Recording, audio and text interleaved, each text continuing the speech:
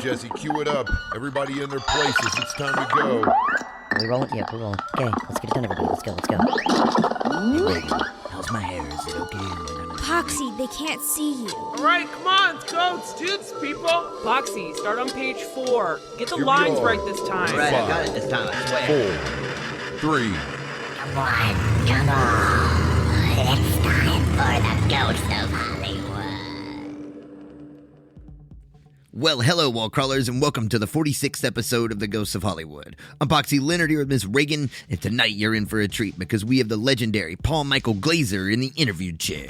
That's right. Well known for his acting work in the role of David Starsky in the hit 1970s sitcom Starsky and Hutch. Paul has also directed major feature films such as Band of the Hand, The Cutting Edge, and Running Man. The one with Arnold made in 1987, not the recent remake with Glenn Powell. Yeah, not the drip, but I'm excited to check out the remake soon. Now, that aside, Paul has also written extensively throughout the years, and he currently creates and exhibits his own artwork as well. Another critical piece in Paul's life is also his work and continued dedication to AIDS awareness through his family foundation, the Elizabeth Glaser Pediatric AIDS Foundation, named after his wife who contracted the virus during a blood transfusion while giving birth in 1981. And as many of you are aware, during that time there was little information available about AIDS during the epidemic, which made the Glaser Fund a critical lifeline in bringing support and education to communities all across the continent of Africa.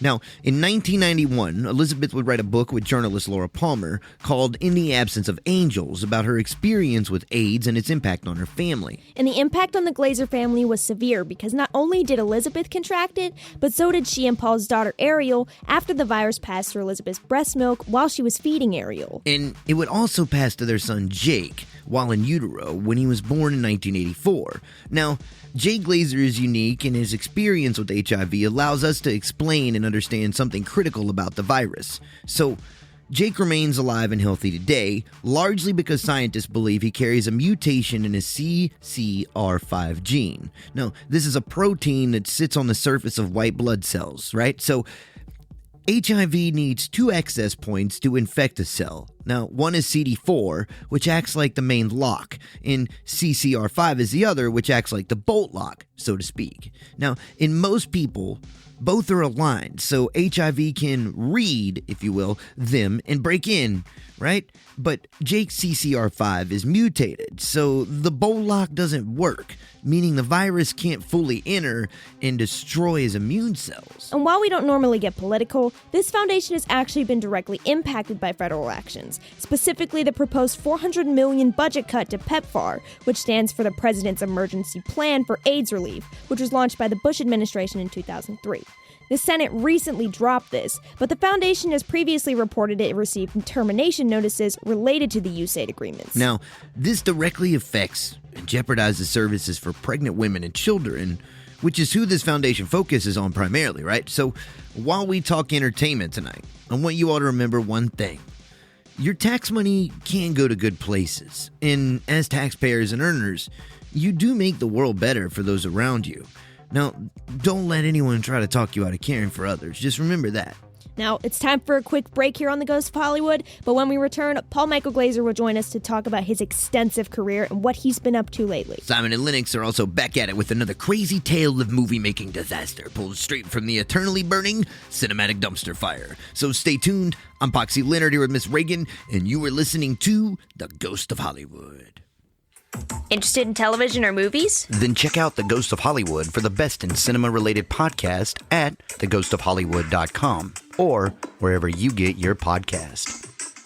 Welcome back to The Ghost of Hollywood. I'm Poxy Leonard here with Miss Reagan, and joining us tonight is artist, director, and actor Paul Michael Glaser. Paul, thank you for joining us on the show this evening. How are you? I'm good, thank you. How are you? Oh, I'm doing well.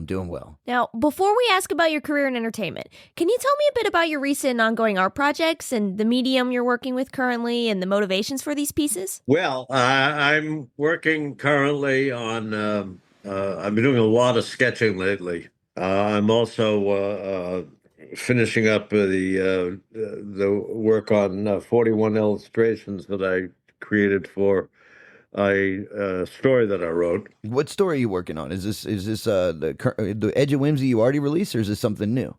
No, this is Edge of the Whimsy was an art and poetry book that I put out. Yeah. This is a story. This is a story. People tell me I'm not going to finish it before I die, but I think I'm going to finish it. All right. It's a story about three birds, believe it or not. I was out walking my daughter's dogs one day, and I saw a one-legged a crow with a scrunched up claw, and I thought hookfoot. So I sat down. I wrote 30 pages how he got that name, and then the next day out walking, I saw a one-legged seagull. I got real close to make sure it was, in fact, not sleeping on a leg. And it wasn't one-legged seagull. I thought peg leg. You know, I was gonna ask you. I was skeptical to ask you too. I almost wasn't gonna, so I'm glad you mentioned it. But so you are still working on hook, foot, and peg leg then? All That's these right. you've been working on it for a long time. So tell us more about the illustrations you've been working on that now coincide with this. Well, one of the problems with that I'm running into is that I've been working on it for a long enough time that in that time I've also gotten better as an artist. And so when I look at illustrations that I did a long time ago, I say, oh, I could do that better, and that could be better. This won't take too long. And I get lost in the process. I get, oh, this is fun. I'm enjoying this. I'm reworking a bunch of illustrations, and hopefully it'll happen soon. I'm also re-editing the book because I felt it was still a little too long, and like that. I mean, I've reached a point in my creative journey where I really enjoy the process more than anything, and I tend to try to ignore any kind of a deadline that I may impose upon myself or like that. I find myself just enjoying solving problems and visual problems and editing problems. So I could say, well, be patient, but I can't promise anything. Well, you had done you worked on is this say the process for creating this, even though it's been slower, is it similar to your previous work on Crystalia in 2011 as far as the production? I know not the themes and stuff may be different, but as far as kind of how you're putting it together and developing it. It's different. Every process is different. Every project is different. Speaking of Crystalia, I'm trying to get through this hook, foot, and peg so I can get to work on a screenplay of the same because I promised my son I would do that, and I also found some things in Crystalia. Again, looking hindsight is 2020, right? Yeah. Looking back at the story, I can see the ways in which it can be improved. So, but they're different. They're different projects. As I said, all projects are different, and they evolve a different way. A hook, foot, and peg I wrote between drafts of Crystalia because I guess I was trying to avoid moving into the next draft. And so in only about 2, 3 months, I wrote this whole story out. And then my daughter said to me, I was trying to figure out where to find an illustrator because although the illustrator I had for Crystalia was excellent, he didn't do exactly what I wanted him to do. So I had to get a couple other illustrators on board. So I'm bemoaning my problem of finding an illustrator, and my daughter says, "Well, you illustrated, Dad." I thought, "Oh, okay. Well, I don't know, maybe." And I was off to England to do a job, so I took my sketch pad and my iPad with me and sat down. When I got bored with doing illustrations, I do other things. And at the end of the job, I found I had about 80 pieces of work that were complete or incomplete. Excuse me. I had discovered that I could be creative without depending on other people. In other words, as an actor, as a director, you're surrounded by people all the time. Yeah. Well, that was the good news and the bad news. The bad news was that it brought on about a 10-year period of Hermiticide. Is it well? Was it intentional, or was it just something No, just where you're that focused? I don't think it was intentional. I think it was a reaction to my life and what I'd been trucking with in terms of the family tragedy and all of that. I understand. Say illustrating now. Now, when you work over, do you feel like you mentioned collaborating and working as a director and as an actor and in these large television and film productions, having to work with a lot of people. So, do you feel that a lot of the personal component of working as an artist is that individual bubble where you do kind of get to be hermetic and you get to create within that, and then when you get to exhibit it or show it to the public, it becomes something that's still wholly yours. It's fully something you get to show as you want to represent it. Is that But I put this spin on it. The notion of it being wholly mine or my own creation or whatever. I mean, that kind of speaks to the ego.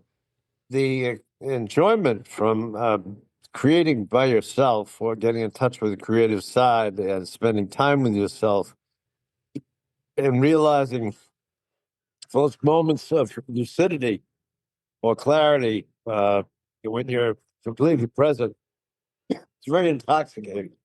You go, oh, that was so much fun. I want to do that again. So, as I said, it becomes its own kind of narcotic. turning back to more on the traditional on television production and things of that nature. Now, how do you feel about some of the transition that's going on between broadcast and streaming now? I mean, you're an industry veteran, and you've been through similar transitions in the past. Like, where can you compare things during, I would say, maybe the 1970s and 80s to where they are now in the transition, like with network television and streaming? I think you kind of have to look historically at has always been based on the writing and the tradition and the discipline of telling stories, because stories are the way in which we communicate our information to the next generation. Not only our information about what is or was, but how we feel, how we deal with things, how we cope. And they tended to be stories and situations that people could relate to from an emotional point of view.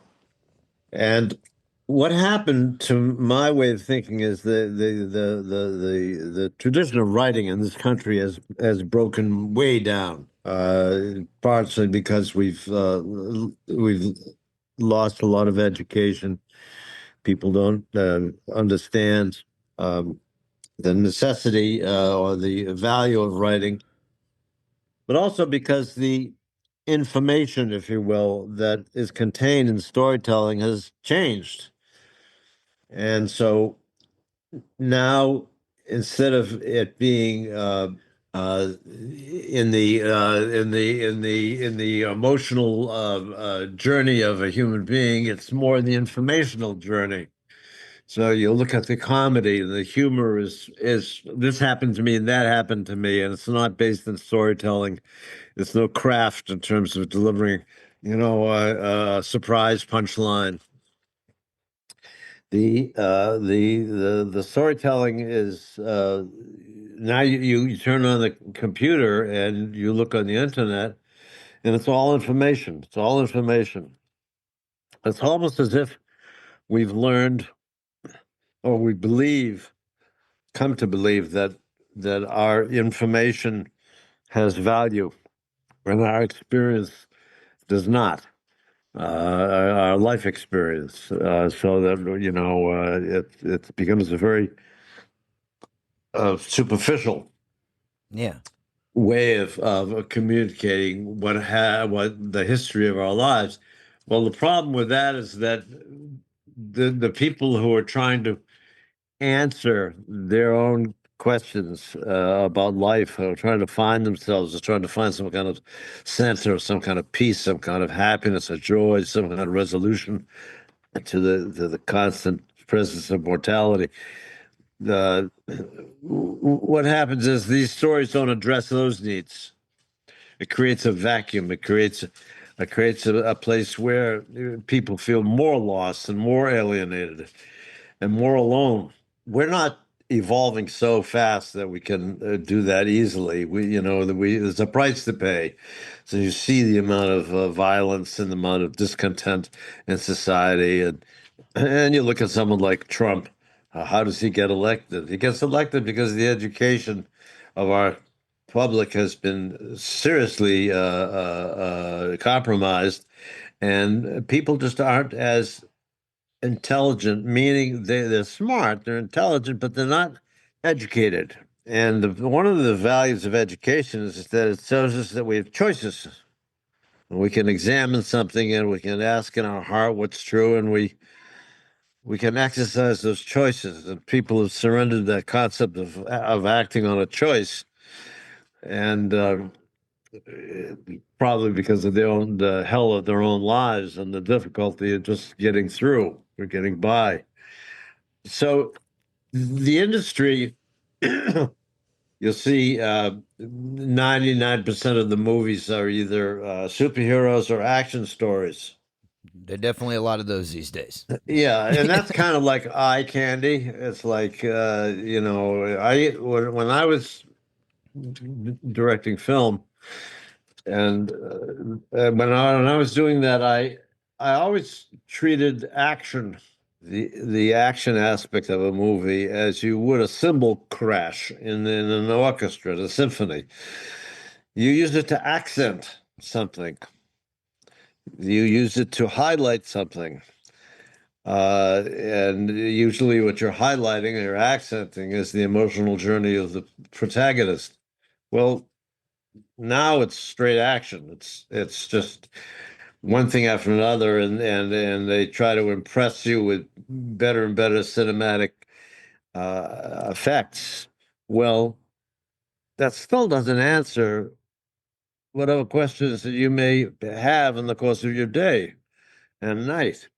And so you're sitting there and you're watching all of these movies, and they're really distracting you in a way with more information.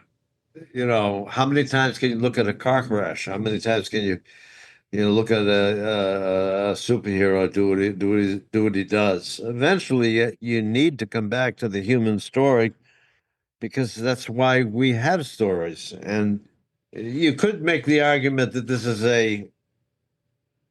the trend of humanity, and this is where it's going. And certainly the population explosion and the dwindling resources and the drive towards more greed and more uh,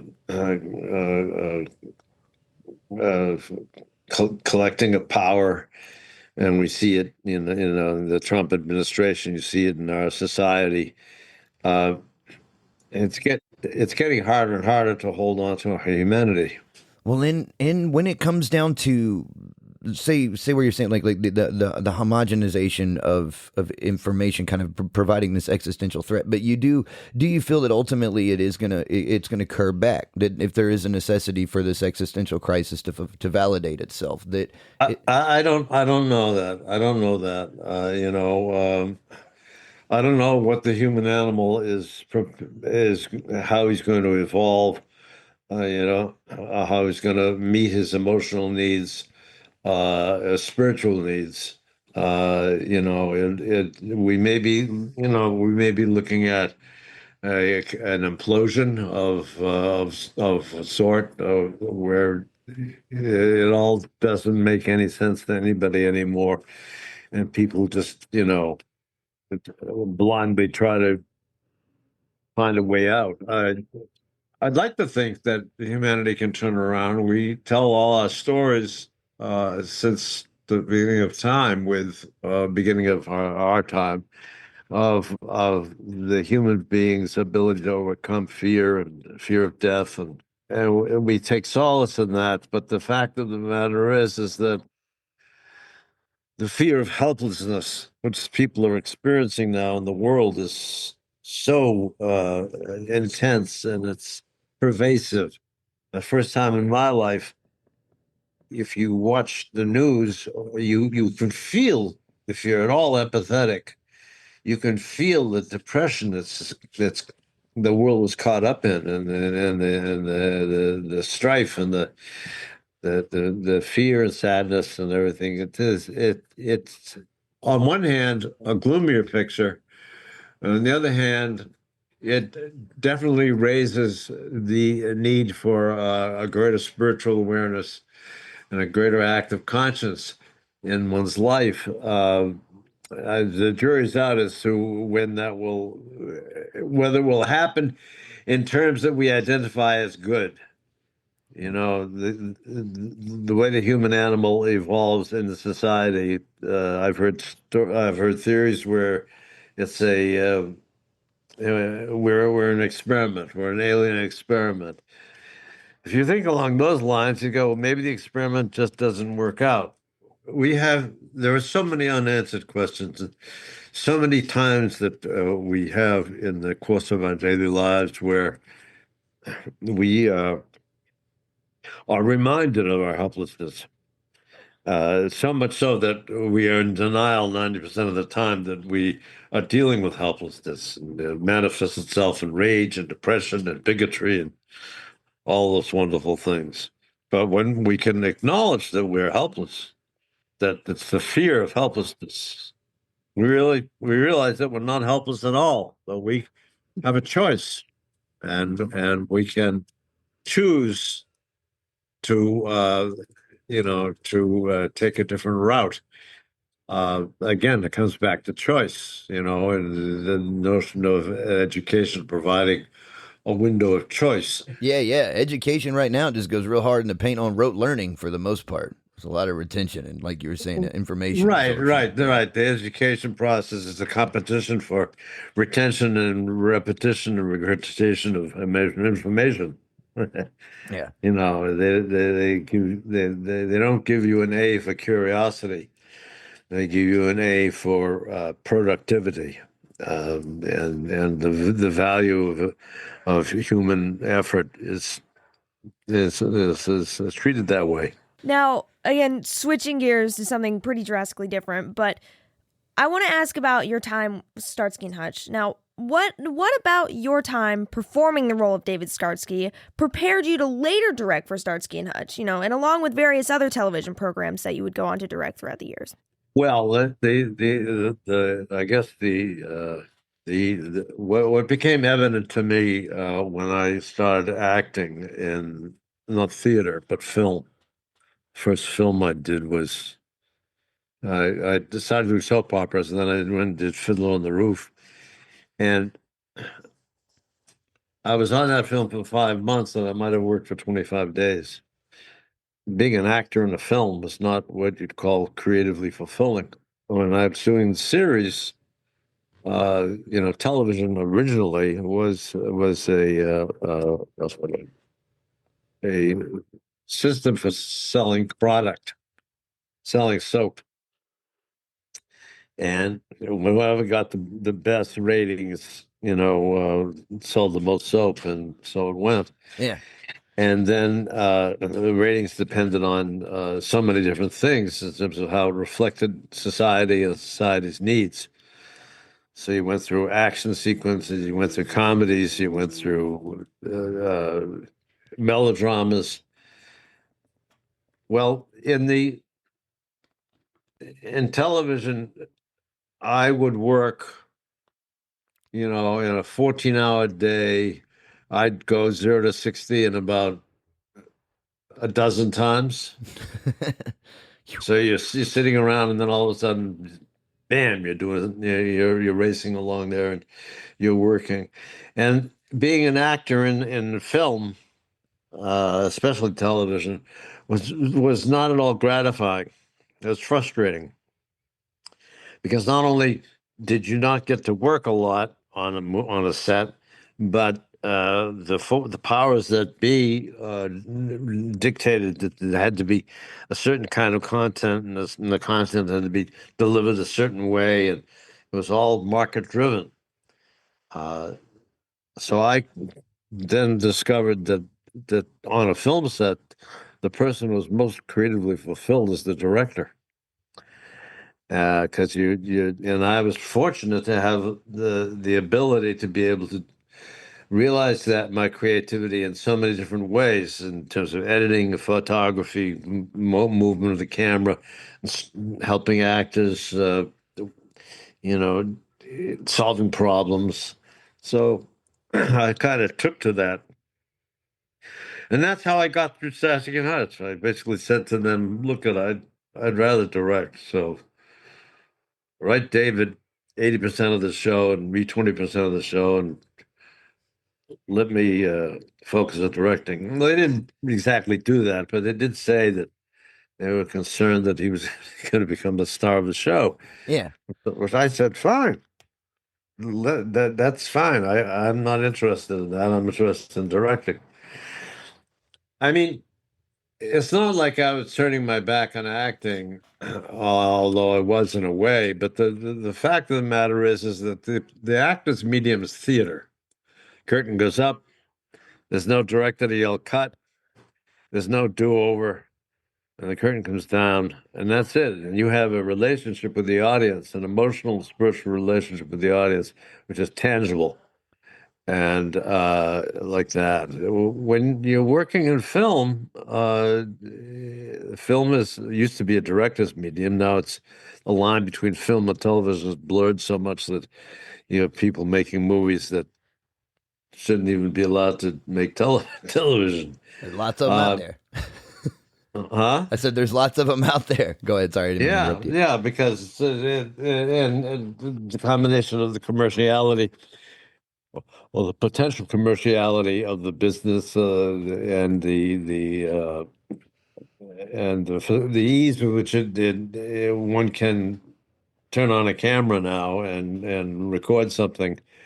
It's become so fast, so available to people that everybody and his uncle is directing or making a movie, telling a story with the camera. Again, looking at that, it comes back to telling a story. It's a question of what you're depicting in the story. Are you showing the result of a punch, or are you showing the emotional journey leading up to the punch, and let the punch deliver the hit itself, the payoff's there. yeah. That makes, now, when you mentioned only when you said when you would direct for Starsky and Hutch, they would kind of write it so you would be less involved. But David also directed. Were you more competitive, or were you competitive at all in directing? And I know you mentioned previously you had different directing styles. So how did you play off of the contrarian aspects of your directing styles? Because you always had a really good symbiosis working together, from what you've said. And well, I love David, and David and I had a really intense and complicated relationship. I never felt like I was competing with him as a director. He was a very good director. He had a real good eye, and he had really good ideas, and he really enjoyed the journey. So I couldn't nor would I want to fault or criticize any of his directing. We were all learning as best we could and making mistakes and sometimes succeeding at something. But David was, David, he enjoyed directing. He liked it a lot. I think he liked it. I don't know if he liked acting more. He liked the creative process more. At the end of his life, he's more involved in many other things, than just acting and directing. can you tell me about Harry Houdini? Like, what led to the transition into the film industry, and why acting and television presented such a barrier to making movies and in that access in that area? Because I know you had initially really wanted to get into film acting, and that was kind of difficult because of the way that the structure of television was set up at the time to get into film acting. Yeah, the transition from television to film was being accomplished by but a handful of actors. And when I came out here originally, I realized that when I finally realized that it was going to be difficult, because in the beginning I never wanted to do a series. but it was going to be difficult to realize when I dreamt of. Well, no, I didn't dream of it, but what I thought I wanted. The operative word being thought there, because I thought I wanted uh, a film career.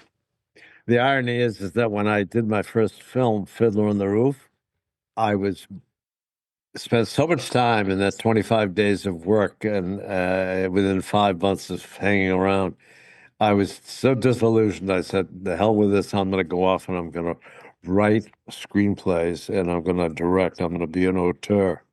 I never got to be an auteur for many reasons, but I took myself off after Fiddler and went to Rome and sat down and wrote a screenplay. And that was a very interesting experience. What was the screenplay you wrote? It was a screenplay about a character who exists on the periphery of civilization out there in the West, and the West was just quickly becoming the breeding ground for our mythology, American mythology of superheroes, cowboys, Indians, all of that. And he relates totally to all of that by looking at nickel magazines, which are the precursor of the comic book, and but he can't read. He can only look at the pictures. All right. And he works at a general store out in the middle of a stagecoach stop in the middle of nowhere. And one rainy night, a group of people come in and they have to spend the night. And he fantasizes that they're something else than what they are, and he goes on this journey where he has to deal with his imagination of what the West is like, based on the mythology that he gets from the books he reads, and the reality of what it is. And he tries to reconcile the two of them. Oh. It's kind of like a Charlie Chaplin character. But you ended up, but you never. What ended up becoming of that? Well, this is really something. I wrote it as a 286-page poem. Oh wow! All right. Yeah.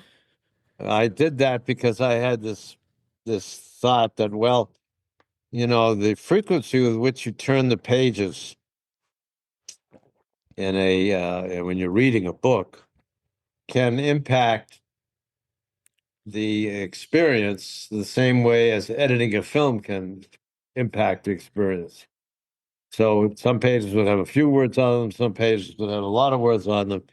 And my thought was, well, if you have to turn the pages, I want to see what's happening next, you could build some kind of tension.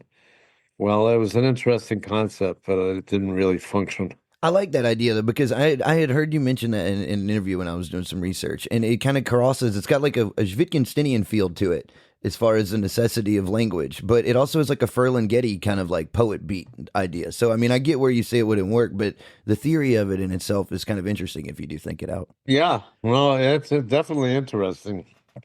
In later years, when I started writing more full time, I began to experience and play with that notion. In poetry, you more freedom, which means you need to have more discipline, but you seek that kind of rhythm or that kind of the strength of a pause. Yeah, it's like a beat almost. It's kind of got a beat to it.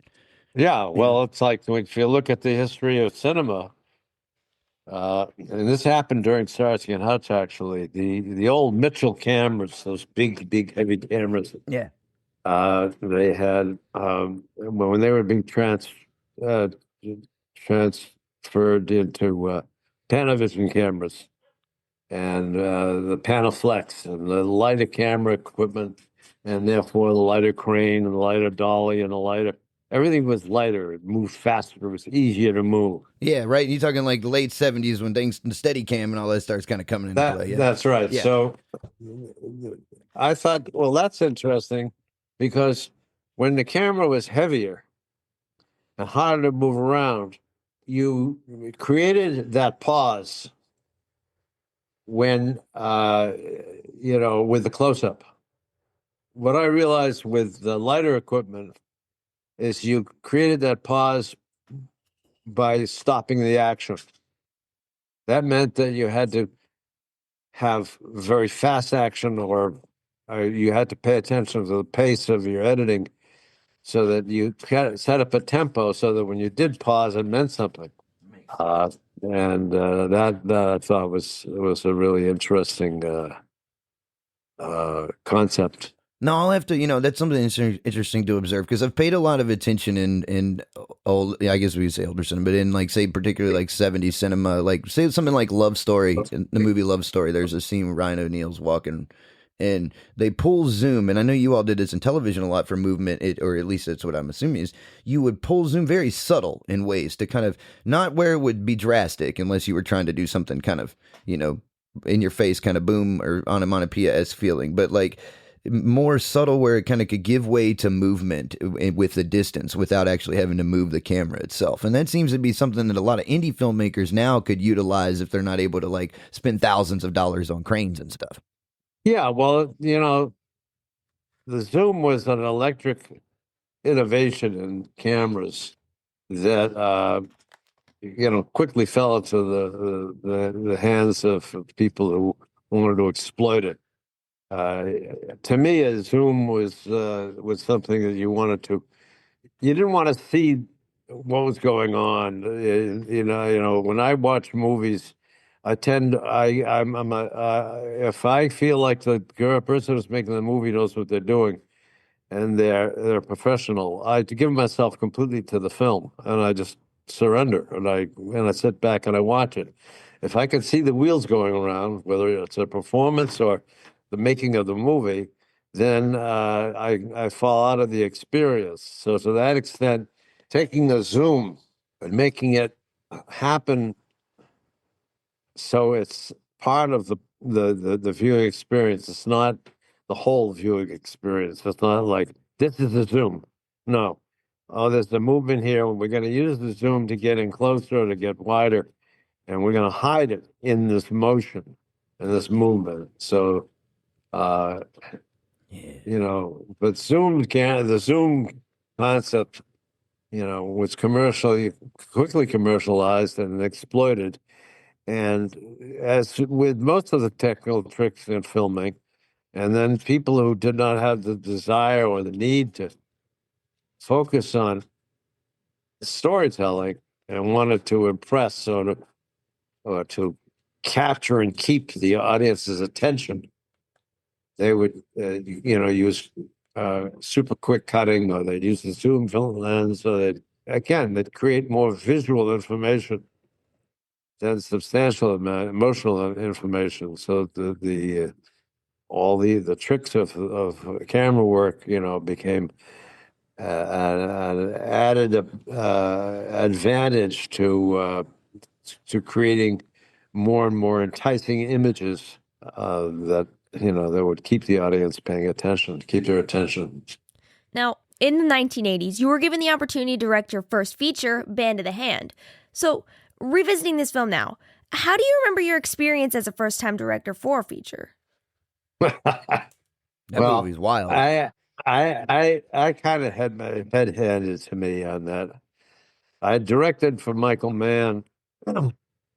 He was one of the writers of Starsky and Hutch, and when he became successful with Miami Vice, he asked me if I would like to come direct a couple of episodes. So I ended up directing 4 hours. And when I finished, he called me, asked if I wanted to direct a feature. I said, of course I do.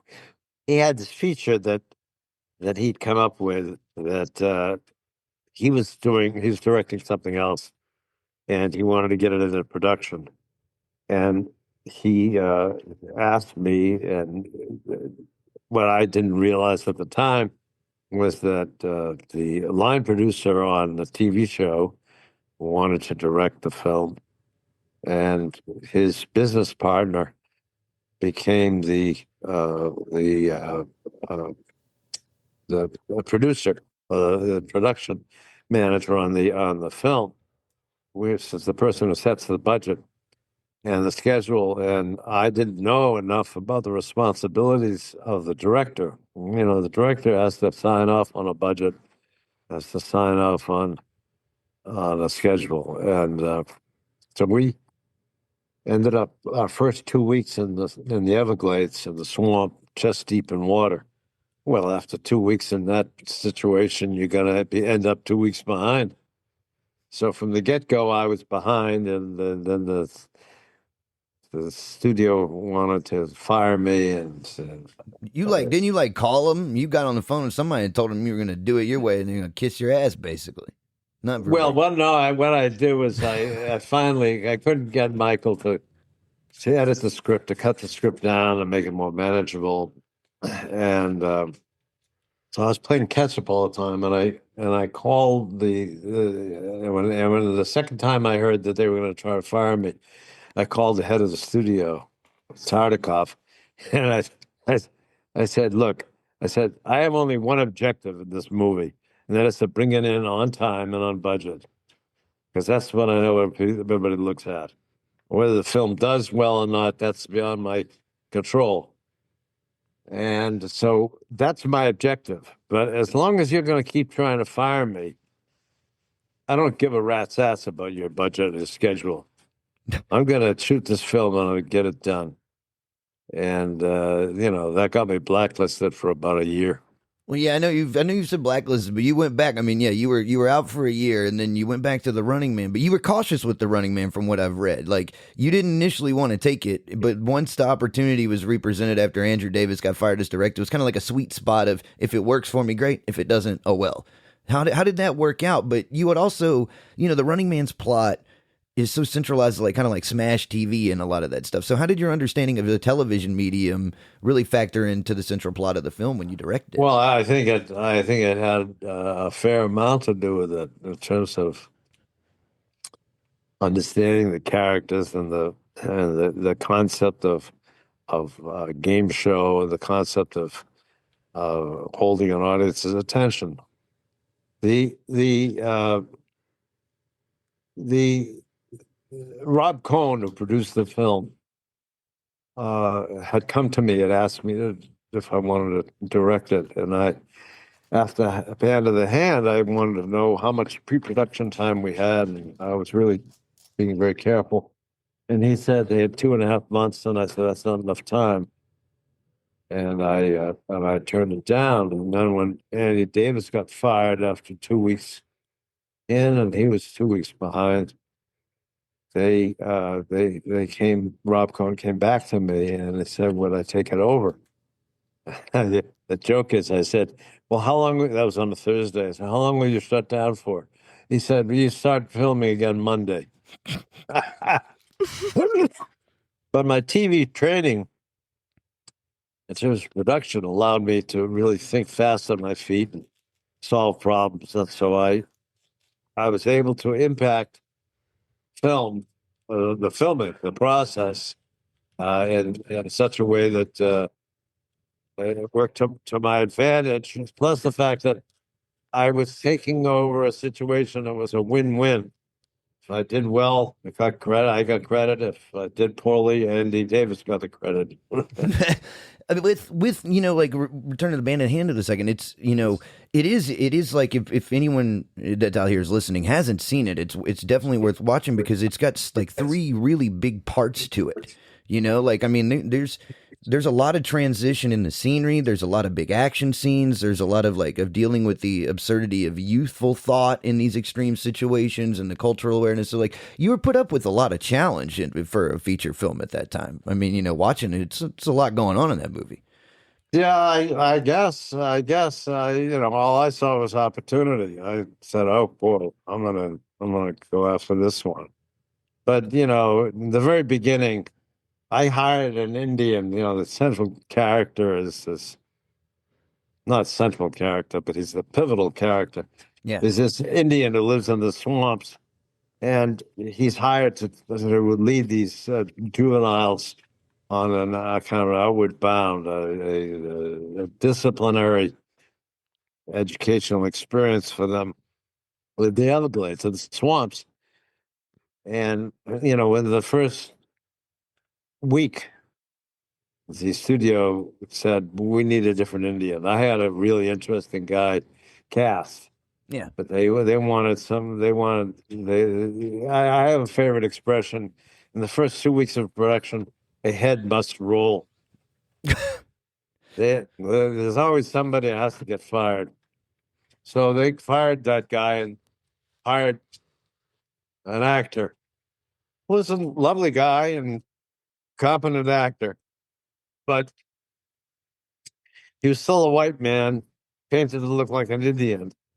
And it didn't work for me, but I made the best of it. All right, it's time for a quick break here. I'm Boxy Leonard with Miss Reagan, and we are speaking with actor, writer, director Paul Michael Glaser. We're going to let Simon and Lennox take over for a moment with another terrifying tale from the depths of the cinematic dumpster fire. But stay tuned, because we'll return with Paul in just a few moments. And you are listening to The Ghost of Hollywood. When it comes to making movies, anything can go wrong. And tonight we're here to discuss that on the Cinematic Dumpster Fire. What's up, everybody? Simon here with my man Lennox. First, I hope you're enjoying the interview with Paul Michael Glaser. And no worries, he will be back with Poxy and Reagan in just a minute. While they break, sit back, but don't relax, because it's time for another terrifying tale pulled from the eternal embers of the cinematic dumpster fire. And tonight, we revisit 1988 in the production of the action trilogy, Missing in Action, starring no other than, you guessed it, Chuck Norris. What's unique about this film? Well, many things are unique, which is why I'm discussing it. But in this instance, direction changed hands multiple times before it would land in the lap of Chuck's brother, Aaron, who would make the film his directorial debut. And that's where we begin. And where canon begins to end. True. Now, the story of Canon Films and its demise, somewhat similar to that of Carolco Pictures, is rather difficult to summarize, so I'll just keep it simple. Too much money was spent and not enough was made. And to offset the losses, Canon tried to capitalize on their 6-picture deal with Norris by developing a third installment to the Missing in Action series. Quick synopsis in case you haven't seen any of these 3 films. It's Rambo. I mean, Norris would probably hate that, but... Storyline is literally derivative of a Rambo script or treatment that had been written by James Cameron or something. I mean, there's more to it, but you get the idea of what the movie's about. Sure, Chuck Norris as the star would have led us elsewhere, right? But there are some significant differences here if you pay enough attention. Anyway, Canon finds itself in liquidity turmoil, and after their struggle to shore up cash flow, they bank on Norris to follow his success of the previous 2 installments and strike again with a third. Or at least that's what everyone thought. I'm getting to that. But first, it's important to understand every chaotic part of the recipe that made this disastrous cake. And so, we move to director Joseph Zito, who worked with Chuck on the first installment of Missing in Action, but later developed bad blood with Norris after he refused to hire Whoopi Goldberg for their next film. And although there is no record of it, I assume this is largely why Zito left the Missing in Action 3 production early on. Following Zito's early leave, Jack Schmidt would take the helm just long enough that I have to speak to it here, before the financial struggles at Canon caused it to crumble. And to be brief, the financial losses were extreme. Quarterly books were late, and millions were sucked up into the cinema vacuum as a result of Canon's misses at the box office. And here, I present you with yet another angle. So, everyone knows Coppola's movie Apocalypse Now basically established the Vietnam film standard, working with the Philippines military for access to helicopters and other equipment. And if you don't know, that's an entirely different tale. So check out the Heart of Darkness documentary by Eleanor Coppola. Anyway, Braddock was also shot in the Philippines under very similar circumstances, which led to the production hiring a Sikorsky type of helicopter at $1,000 per hour. The actual date was May 30th, 1987, which was the day after the trial acquittals for old John Landis, who was on trial for the deaths of Vic Morrow, Micah Din Lee, and Renee Shin Yi Chen, who died when a low-flying helicopter lost control and crashed into them during a scene for Landis' part in the Twilight Zone movie. Poxy actually covered it in an early segment of the Cinematic Dumpster Fire before the Ghost of Hollywood cut the segment, or at least until Simon revived it in Season 4. That's significant, mainly because the Philippine Air Force helicopter hired by the Missing in Action production crashed into Manila Bay just a few hours after the Landis verdict, killing 4 and injuring 5 others. Making things messy surrounding PR, it's been speculated, but not concreted, that the crash was either part of an excuse or just simply a contributor to reasons that Cannon began to shy away from promoting the film heavily prior to its release. I heard that once Cannon refused to promote Chuck Norris and Braddock, he promoted their accounting departments with a fistful of lawsuits. Literally, mainly because Chuck was actually impressed with the end result of the film despite his initial reluctance to involve himself, only changing his mind after his brother Aaron convinced him otherwise. However, with the lack of promotion, which likely occurred in real time because Cannon was pretty much out of money to promote anything period, the film tanked at the box office. And since Chuck was now in full force behind the film, he was pissed to the point of threatening litigation. He details this much more in his memoirs if you would like to learn about his perspective on the subject. In addition, Norris no longer had to carry Cannon's weight since his 6-picture contract was finally fulfilled after the completion of Braddock. So, while he would quietly step away, Cannon crumbled under its financial turmoil just a short time later. Yo, Simon. What? I think this is one of those to-be-continued scenarios. Why? Okay, so Cannon's collapse led to a takeover in 1990 by Pathé Communications, which was then operated by Giancarlo Peretti, and Peretti got himself into a hell of a mess with financials by reaching out to MGM and UA immediately after acquiring Cannon. Which, if we carry over here, led to Cannon's final collapse under this new larger blanketed effort. And with that, the cinematic dumpster fire will keep burning until the next episode, when we uncover the chaos that led to Cannon's last days under Peretti. I'm your host Simon, here with my man Lennox, and it's time to pass things back off to Poxy and Reagan as they continue their interview with Paul Michael Glaser. Tune in into the next episode and find out all about the nasty details about the collapse of Peretti's empire. Until then, stay tuned because you're listening to The Ghost of Hollywood. Interested in television or movies? Then check out The Ghost of Hollywood for the best in cinema-related podcast at theghostofhollywood.com or wherever you get your podcast. And with your third feature, The Cutting Edge, now this became a staple of 90s cinema rom-com. What were some of the directorial decisions you made that you feel contributed to that film's ultimate success? Well, I don't know if it contributed to its success. I wanted, Hollywood has a tendency to put you in the cubby holes and give you an identity. And I wanted to get out of the action. And Alan Ladd Jr. inquired whether I'd be interested in this romantic comedy about these 2 skaters. And I jumped at it. And then I had to convince the producer, who later became a dear friend. I had to convince him that I could direct a romantic comedy, given that my family's story with AIDS and everything had just become public, and he couldn't understand how I could possibly get in touch with my lighter side. I said, well, look at Starsky and Hutch. Look at the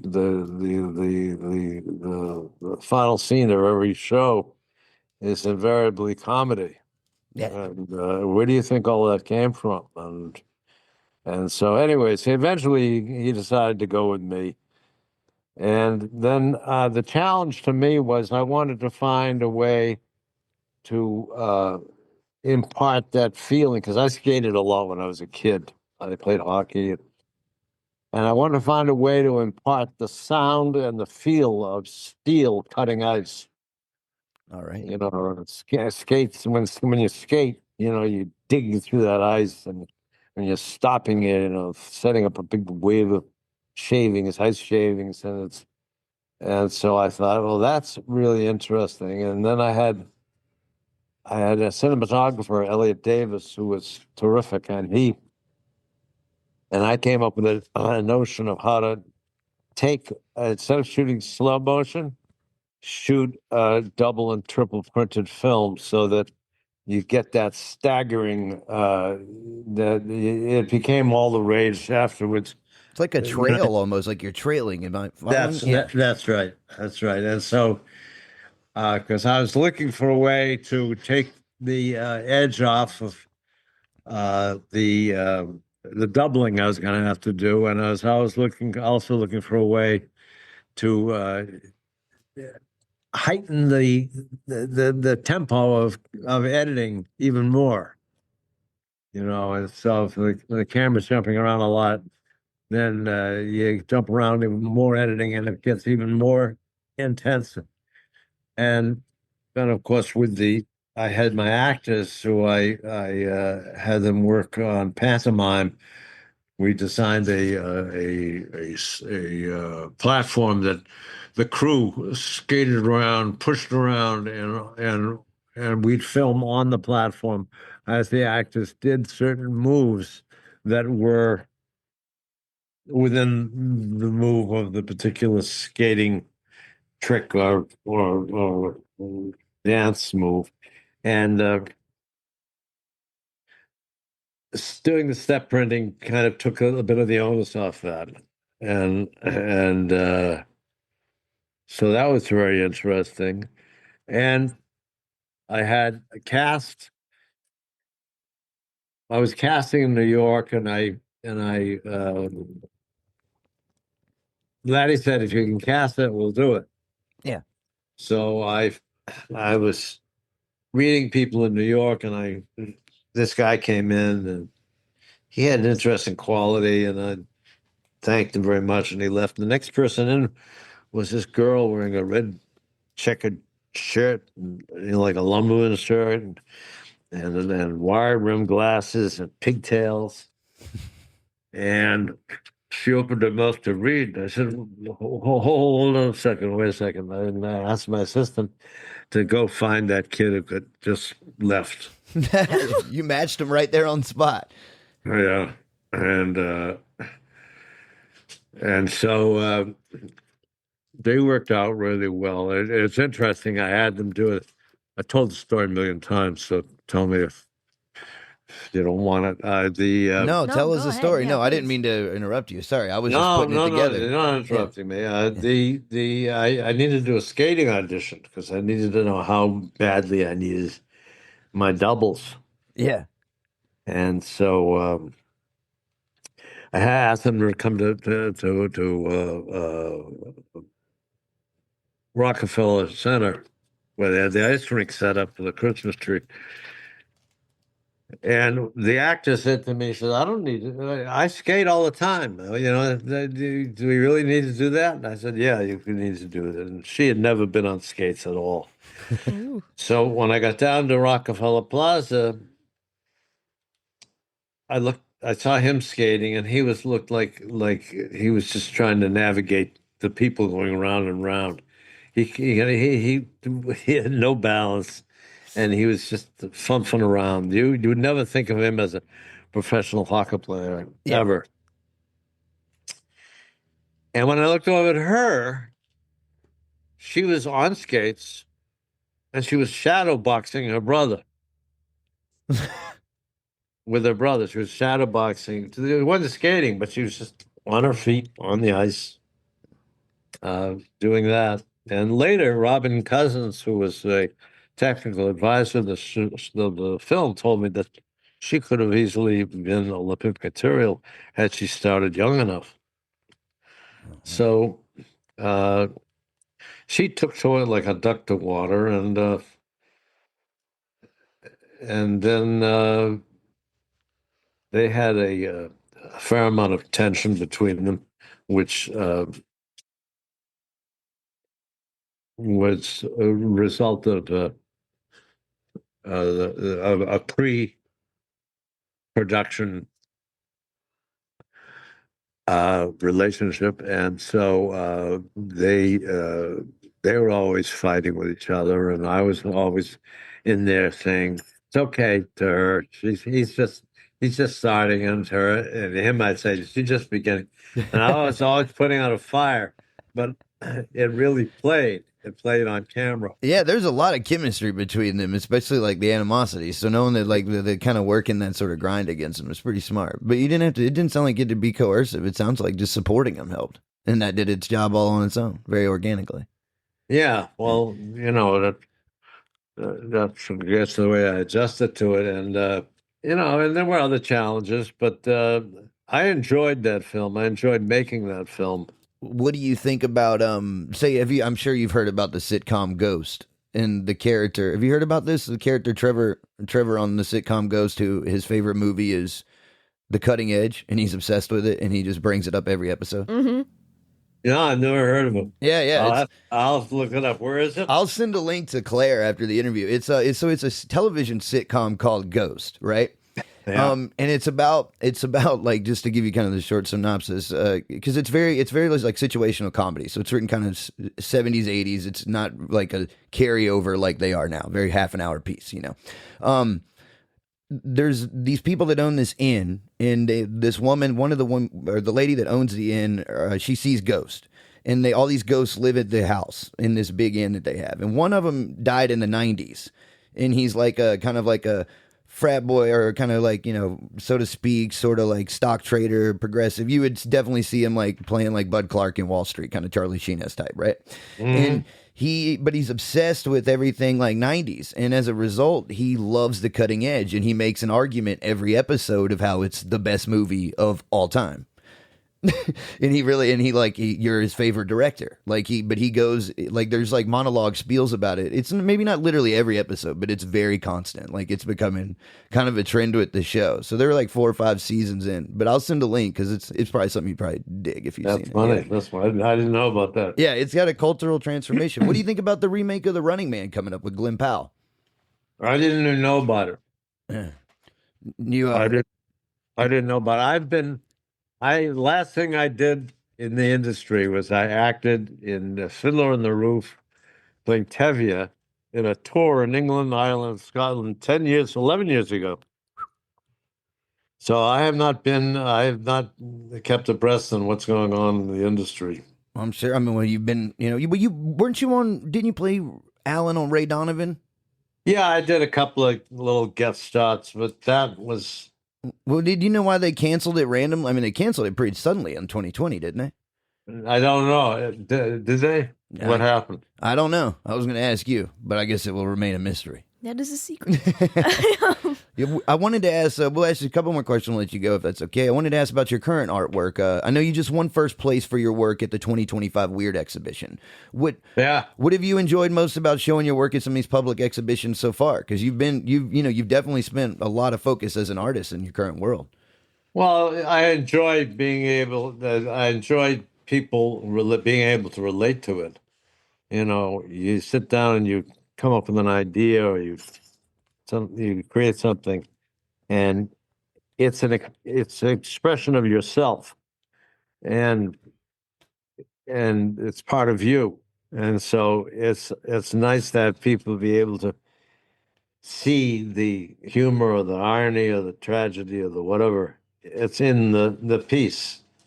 You know, the more abstract the pieces are, the harder is that.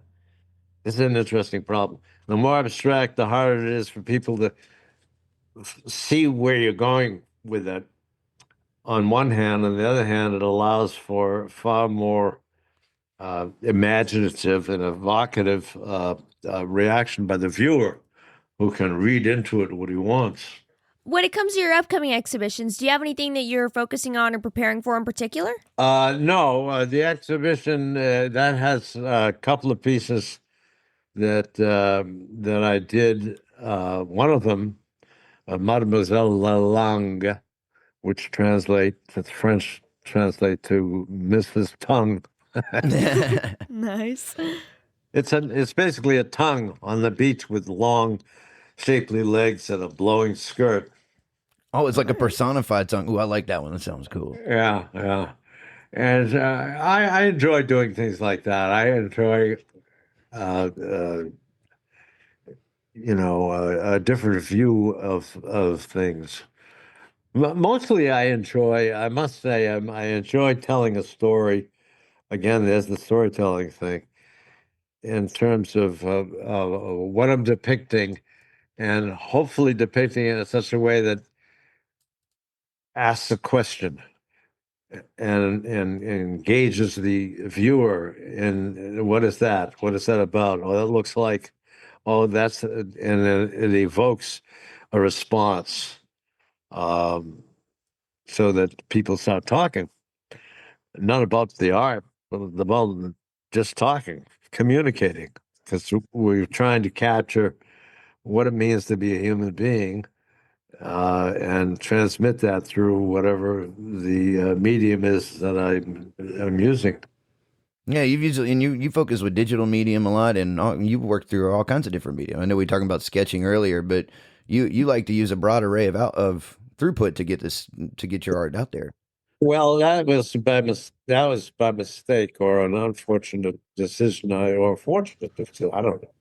Why do you say that? When my daughter told me that I should do it, I should illustrate. I took my iPad and my sketch pad, and so it was only natural for me to photograph what I was sketching and then paint on that.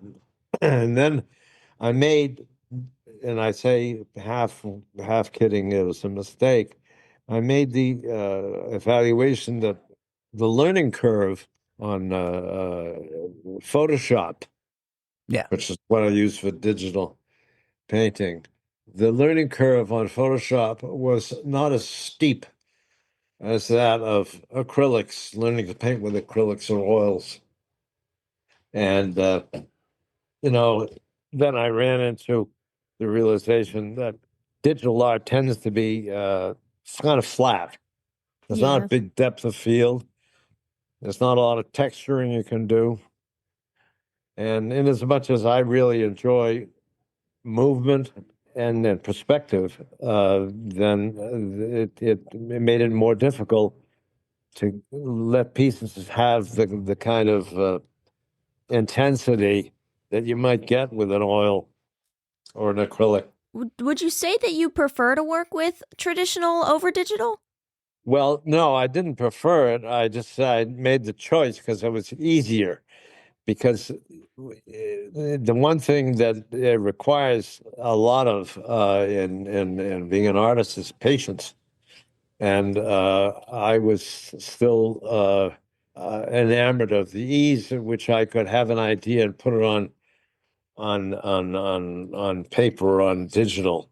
It would happen faster, and I within relatively no time at all I was able to created any number of pieces.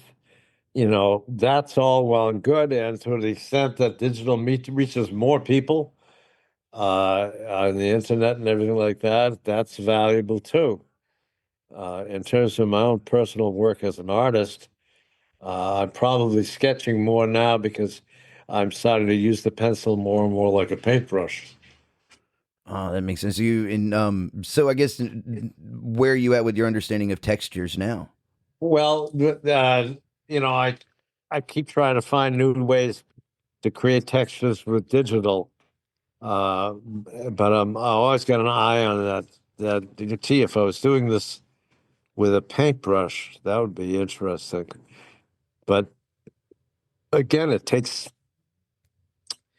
time, and right now I got my sketches, I got my digital work, and I got my books, and it's like my plate is full.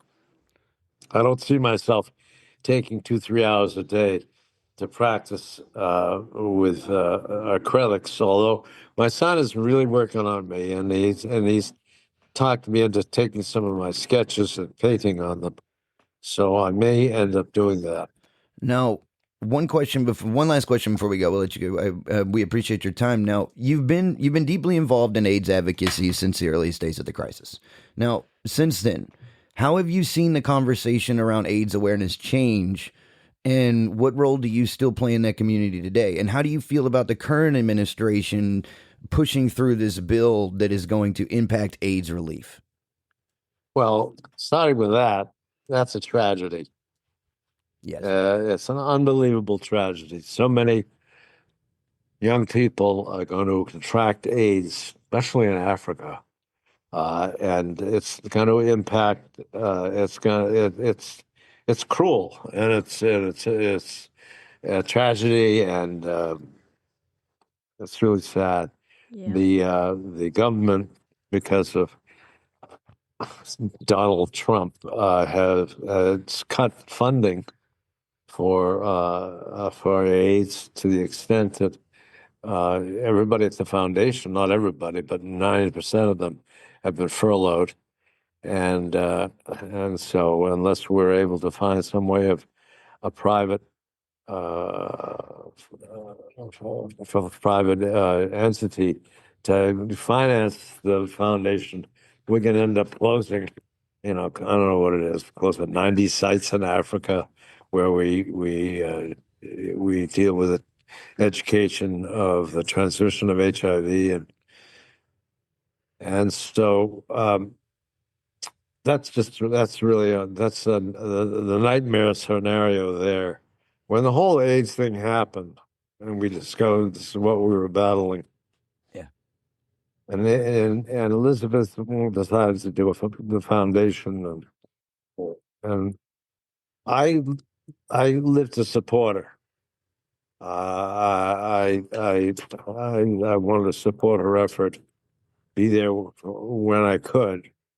This was not a period without pain, and but I also understood that she did not really need my participation in the actual creation of the foundation, because that would have been like having two Israeli generals at the beginning of a war. It's like she was a pretty strong personality, and so I was very supportive of her, and as much as I could be. And then when she passed, I became CEO. I became chairman of the board.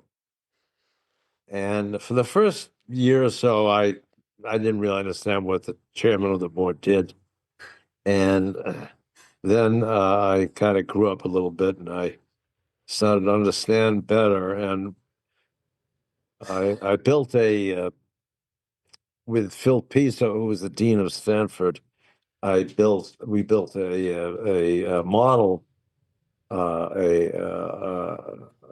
medical project that was modeled after Elizabeth had always wanted to do a hospital in some city like Atlanta, someplace like that catered to children's diseases, and most notably HIV/AIDS. Dr. Pizzo and I took it and we said, let's have a network of hospitals, teaching hospitals that communicate with each other and do research on not only AIDS and what AIDS can teach us, research in AIDS can teach us about other ailments, cancers, etc. Yeah. And what those ailments can teach us about AIDS.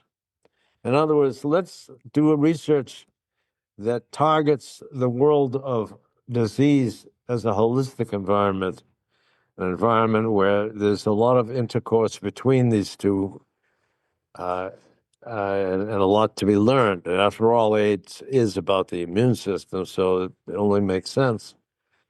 And we put together the Elizabeth Glaser Pediatric Network, which and originally had 5 schools.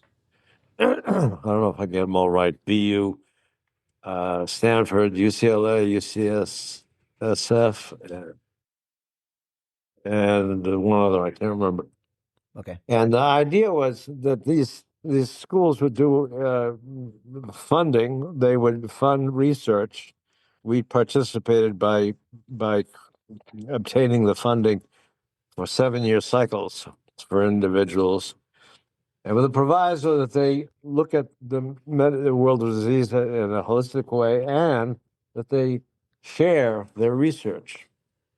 So it became kind of an interdisciplinary research, and it took about 5 years to get the attorneys to work it out with these hospitals that were very involved with their own fundraising to be able to participate. Once we did, we realized that if we had groups of these hospitals around the world, it would form like Buckminster Fuller's geodesic dome, and you could really impact medical research on a huge way. Yeah. So we needed to raise money for this network, and our board at the foundation was mainly initially been mainly friends and associates of Elizabeth, and they as long as they were raising money, they were okay. When money started getting tight, they got very nervous. And at a certain point, I think an ex-scientific director of ours uh, came to one of Elizabeth's friends with a $14 million grant to create a facility that would dispense information, and this one of our drugs that we developed called that stopped into uterine transmission in the last trimester, and we were trying to raise that money, and Gates came through with his $14 billion. That was to set up an organization, as I said, that would disseminate information. Yeah. And I didn't want to approve it because I said any number of agencies at the United Nations can handle that. And if the foundation handled it, they'd not only do a great job, because Elizabeth created that kind of an organization that had captured the public's imagination, blah, blah, blah. Yeah. But also, they would not only do a good job, but the government would end up coming back to them and giving them more and more and more money. And at which time the organization would become no longer a champion of the little man, would become a political entity, would be answerable to the government. Now, the mission statement of the foundation was accountability, training, and fundraising, and then teaching, bringing researchers along.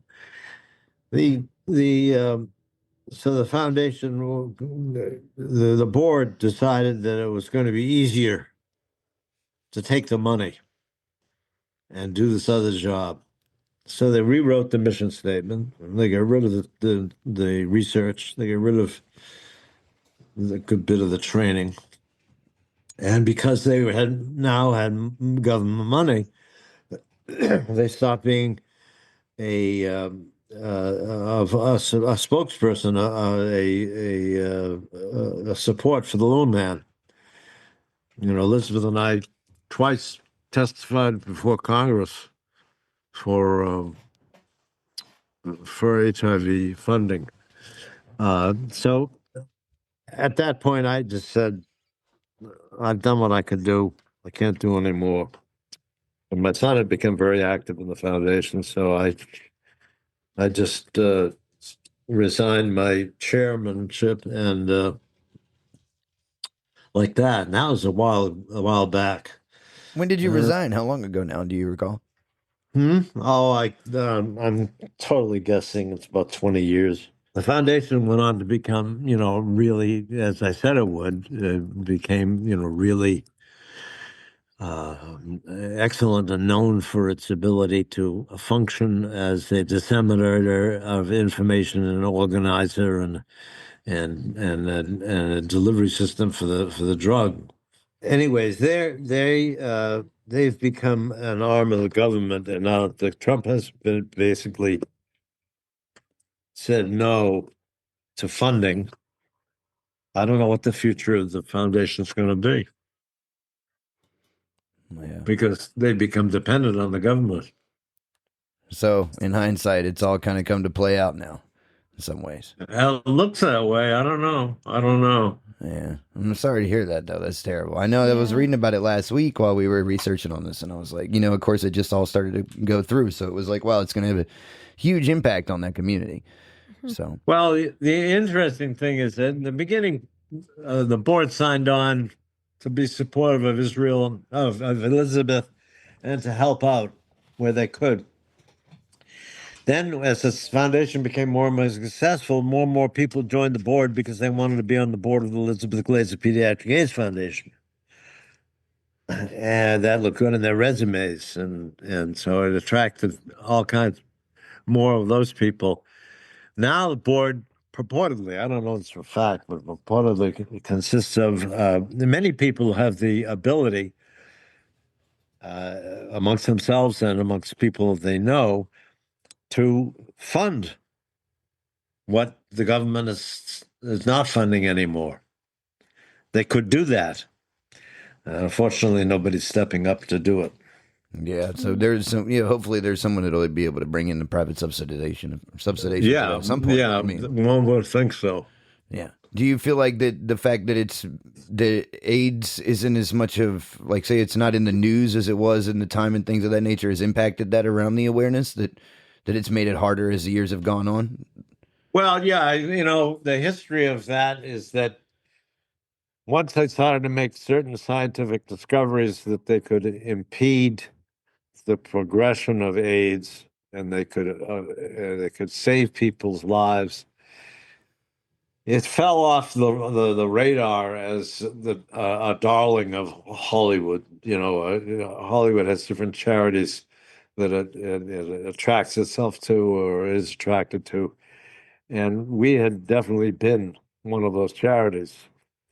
And when that happened, the fundraising got tougher. Now people treat the disease as if it's taken care of. It only happens to other people and not concerned. The reality is that the ceasing of funding is probably going to cause a huge outbreak, and the virus will become communicable and become a serious economic and social problem again. Yeah. And Trump and his like, they don't see that, nor do they care. No. Yeah, no. Now, before we go, I'd like to ask, as an artist, this is a little bit topical here, but what do you, if there is one, because you've done so many things, which of your creations in life do you feel defines you best? Is there one that stands out, or is there something that's most significant to you beyond what you may be recognized for or anything of that nature? This is like personal. No, I say look at my work as an actor as I was good at what I did, but I didn't have a really, I saw it in the theater, I went to television and film, but I wasn't, out there, banging away at it for years. It took me the time it took me, and I guess what I'm trying to say is I enjoyed doing what I did. I didn't feel like I was really a great actor. Directing, I never got to be an auteur, which I wanted to do, but I think I was emotionally not ready for that. And so I never realized my own films. And as a writer, I reread one of my books, Crystalia, and I went, oh my God, look at that. I had for years criticized other directors and other writers and other screenplays, movies, by saying, there's no third act. Yeah. There's no third act. It's got an act two, but third act is just a continuation of act two. There's no resolution. There's no sense of who the character is or what it costs to be that character. The writer is not putting themselves on the page. And I realized that I hadn't done that with Crystalia, and I hadn't done that with Hook, Foot, and Peg, which is why I want to revisit the screenplay as Crystalia, and I'm presently revisiting Hook, Foot, and Peg. I wanted to get myself on the page. I wanted to get that world of, what do you want to call it? That world of the emotions of taking responsibility for one's actions, of learning, what makes us human. Yeah. Yeah, it seems there's an objective. I mean, you seem very the overall goal or focus seems in some ways that you've seemed very focused on being able to provide understanding, and the understanding and communication is quintessential, is key. Yeah, I find that I would say that my story in my life is more about me on a journey trying to discover myself, and an effort to share that with people, share that with other people, so that I can experience my place in humanity, if you will, my humanity. People ask me, what do I enjoy most? I say, what I enjoy most is getting present. Yeah. If I'm painting or I'm sketching or whatever I'm working on, just getting present, just getting comfortable with what is, and finding some peace in that. And to whatever extent I can share that with people, or I can teach it, or I can learn it, I'm going to be happiest doing that. Well, you've been living a huge existence for a long time, and you're doing very well at it. So we definitely appreciate you making the time to spend here speaking with us today. And we wish you the best, and hope you keep grinding away with your art and ready to see Hook, Foot, and Peg. Interested in television or movies? Then check out The Ghost of Hollywood for the best in cinema-related podcast at theghostofhollywood.com or wherever you get your podcast. Welcome back to The Ghost of Hollywood. I'm Miss Reagan here with Poxy Leonard, and we've just wrapped up our conversation with actor, writer, and director Paul Michael Glaser. We'd also like to thank Paul for making the time to join us to discuss his life and career. His work has been tremendous throughout the years, and we hope all of you out there listening will take some time to watch one of his films or watch an episode of Starsky and Hutch if you haven't seen one already. Oh, yeah. I've seen them all, Reagan. Oh, you have? Yeah, you weren't there, and when I was a kid, my mom she watched it all the time, Reagan. Yeah, I hear ya. Anyway, we'd also like to thank Simon and Lennox for their hard work on this episode, and to Beth for keeping us all together during production. Yeah, for real. And I want to reiterate what you said about Simon and Lynn, but especially Si. Those 4 minutes fly by for all of us here, but he cuts some critical time out of his day and makes a lot of effort to pull together a good script for Cinematic Dumpster Fire. Now, he's worked with the writing team a lot this season, and they have given him a mouthful of stuff to say with each segment. So, much more than they give either of us to say, funny as it may be. So focusing on how hard he's worked at such a young age, and of course, how hard you work, Reagan, and Lennox too. You guys are so young, it says a lot. Oh, you miss being young, don't you? I wish I had been as good at it as you are, Reagan. Whatever that means. Well, more than you know, but all that aside, this has been another episode of The Ghost of Hollywood. We will be back in a few weeks as we continue through the back half of Season 5. For more information on The Ghost of Hollywood, please visit our website at theghostofhollywood.com. Also, shout out to our sponsors at KBOO Radio in Portland, Oregon. You can donate to KBOO by visiting their website at kboo.fm and donating an amount of your choice. Tell them The Ghost of Hollywood sent you. The program is also streaming wherever you get your podcast, so tell a friend and take us with you wherever you go. I'm Poxy Leonard here with Miss Reagan, and until next time, good morning and good night.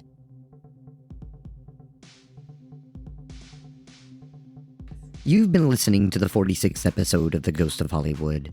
The Ghost of Hollywood was created by Zach Flannery. The show is written by Zach and Reagan Flannery, with contributions by Simon and Lennox Flannery.